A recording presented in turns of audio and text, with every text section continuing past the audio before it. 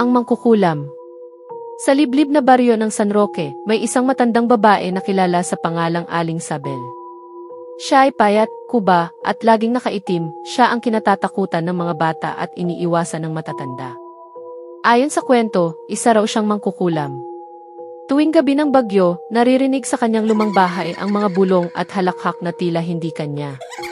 Ang mga ilaw sa baryo ay kusang namamatay tuwing dumadaan siya, at ilang hayop ng mga kapitbahay ay bigla na lang namamatay ng walang paliwanag.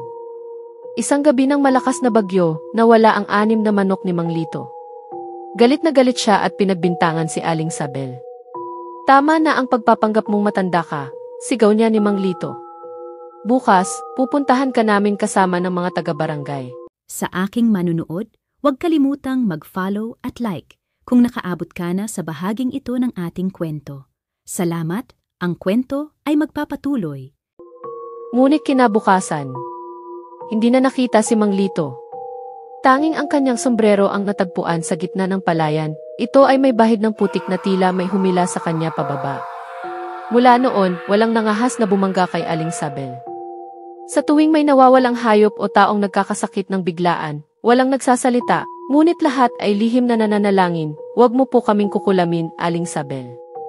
At sa bawat gabi ng bagyo, muling maririnig ang mga bulong, halakhak, at pagaspas ng pakpak ng isang dambuhalang uwak mula sa bahay ng matanda.